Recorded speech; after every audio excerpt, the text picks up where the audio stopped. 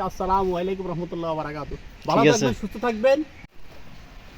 কাশেম ভাই হে কি মারেন?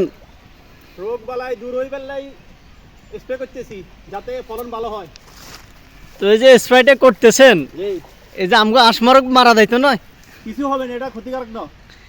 বুঝছি, এটা ওই এটা কৃষি সম্প্রসারণ থেকে এনেছি, তার ফলা পরামর্শ করে এনেছি। এটার ভিতরে মত তো আনি নাই। বুঝছি, এটার ভিতরে কীটনাশক জীবাণুনাশক মানে সব আছে না?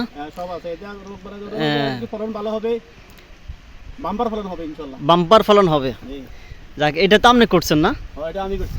যাক, মাশাআল্লাহ মাশাআল্লাহ। আপনাদের যাদের লাগে আমার লগে যোগাযোগ করবেন, কি যাতে ধান ধানের যারা পোকা ধরে বিভিন্ন রোগ বালাই থেকে রক্ষা পাওয়ার জন্য আমার লগে যোগাযোগ করবেন। আমি কৃষি অফিসার লগে আমার লগে যোগাযোগ আছে।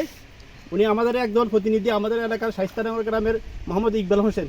বুঝছি, উনি কৃষি কর্মকর্তা, ছাত্রীদের উনার বাড়ি।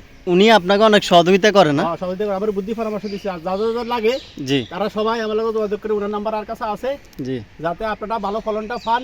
কষ্ট করতেছেন, অনেক কষ্ট করতেছেন ধান টান নিয়ে। কৃষিকাজটা একটা পরিশ্রমের কাজ। জি। তো ধন্যবাদ সবাইকে। আমার কাজটা বাকি আছে, বাকি কাজটা করে ইনশাআল্লাহ আবার পরবর্তীতে দেখা হবে। ঠিক আছে। আসসালামু আলাইকুম। সবার ফেসবুক বন্ধুদেরকে আমার সালাম ও শুভেচ্ছা। আসসালামু আলাইকুম রহমতুল্লাহ ওয়া বারাকাতুহু। ভালো ঠিক আছে। থাকবেন, সুস্থ থাকবেন। ওয়ালাইকুম ধন্যবাদ। আসসালাম, ভালো থাকিন কাশেম ভাই। জমিও মোটামুটি বড় আছে মাশাআল্লাহ। এই বছর তাহলে এটা আপনি করছেন। ওকে, আপনাকে অনেক অনেক ধন্যবাদ কাশেম ভাই।